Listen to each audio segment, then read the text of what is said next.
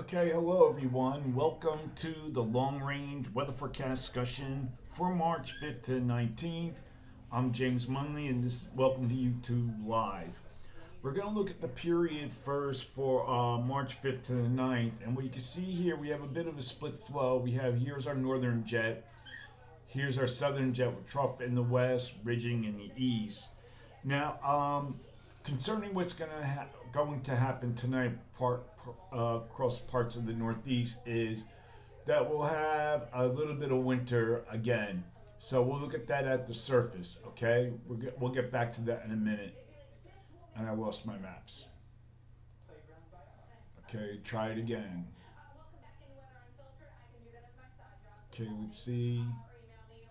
Um, okay. All right, we will have this system moving through the Northeast, bringing some light rain, freezing rain, and possible snow. Along the I-95 corridor, not much. Could be a little slippery at most. The highest accumulation should be further to the north and west. Inland, you can see we have ice here across that area. And then we get a change, okay? So, overall, we'll get back to the pattern now. We're going to look at, this for the 5th to the 9th. And this is what we have.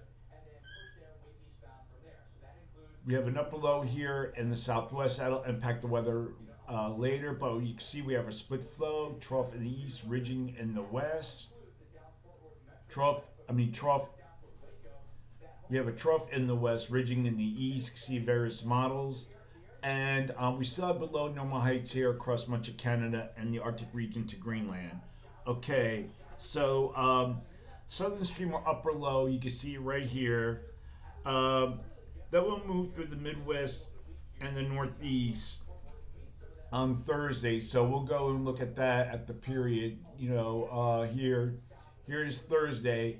This will be moving east, and this will bring rain to the region. However, overrunning moisture into the cold air mass across the northern states again could bring a little threat of snow across the upper Midwest, Great Lakes, and into the interior Northeast. And we'll look at those. You can see here a little bit here.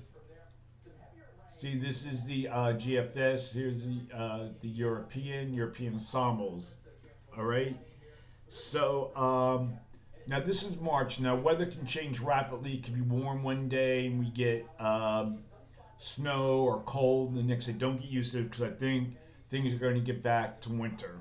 And I'll get to that in a little bit.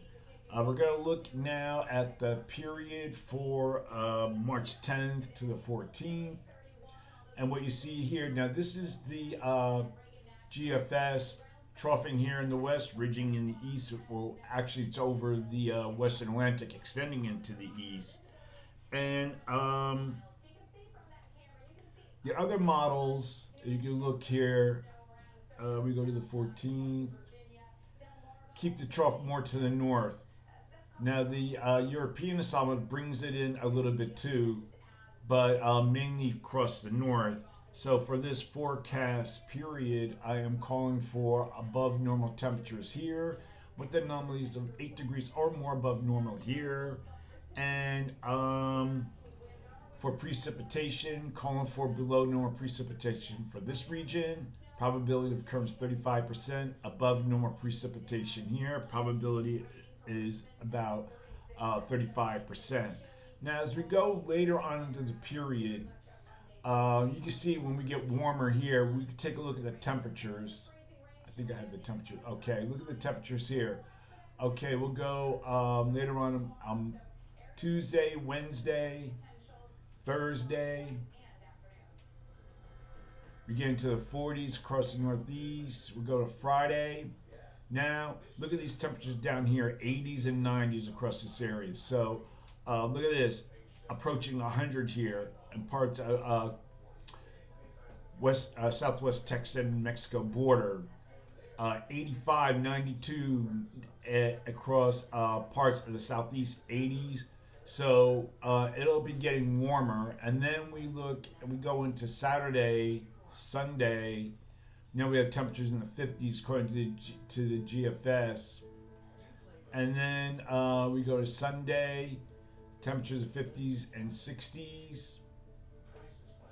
64 parts of PA, 74 down in Philadelphia. Look at these temperatures down here. This is where the real warmth will be across this region. Now, over the next couple of days, also, we have a threat of severe weather as we go into springtime. So this is not a wind shear. So this is we're expecting thunderstorms to be Tuesday and tomorrow. Here is Tuesday, 1 p.m., 1 p.m. We'll take a quick look at the radar. I don't think there's much, but you never know. I haven't checked it lately.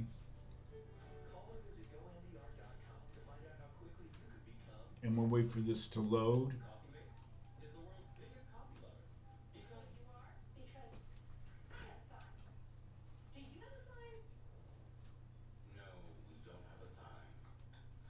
Okay, see, we don't have thunderstorms coming up, but there is a threat. It'll start tomorrow. All right, we'll close this out. We don't need this. And then we go into Wednesday. There's still the threat here across there for severe weather. Then we go Thursday. Then it kind of like lessens a little bit. So we have to see. There's also a threat of severe weather in parts of the southwest with the upper low, with the cold air aloft. Now, we can look at the amount of moisture in the atmosphere for the thunderstorms. We go Tuesday. See, it's down here. This is the dew points. We have, you can notice the airflow here coming off the Gulf. And then we'll go to Wednesday, Thursday. So the moisture will be creeping up here. We have a flow out of the Gulf. You can see these arrows. Bring the moisture right in there, so there'll be a threat of severe weather across this area for the next couple days. All right.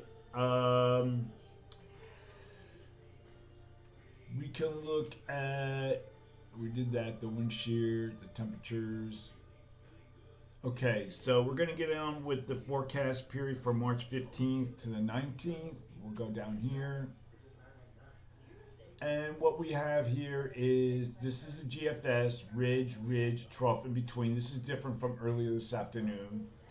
We look at the European, still brings this trough in, still trying to bring this trough in with a ridging in the west. And we look at the European ensembles, trough in the west, ridging in the east. So the models are at odds where, you know, which one you believe, but I don't think this, I think it'd be more like this kind of a pattern, trough in the west, ridging in the east. So for this forecast period, I am forecasting below normal temperature. See with the anomalies of 2 to 4 degrees below normal. And this area here above normal temperatures are expected with anomalies that could be exceed 6 degrees above normal across this area. And for precipitation, calling for below normal precipitation here. And for this region, probability of occurrence is 35%. Okay. Next, we're going to talk about the polar vortex. This is where I think the weather can change. We'll take a look at the stratospheric polar vortex. I just got to do a little change here.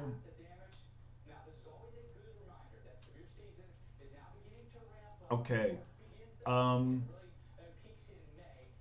Okay. Let me see.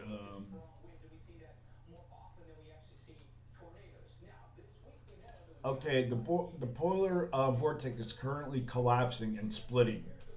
And there, you can see, well, I'll show you on the map with multiple sources confirming of a major late winter disruption that will shape the weather across North America and Europe through March. The current status is for a full polar vortex split is underway, with the stratospheric circulation dividing into two distinct lobes. So I'll look at, we see it right here.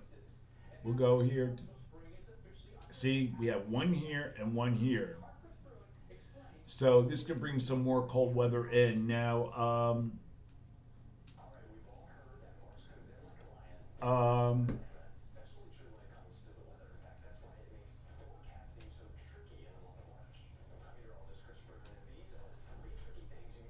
this is a classic sign of a major disruption. One of the broken vortex cores is shifting towards North America, keeping a reservoir of cold air close to the U.S. and Canada.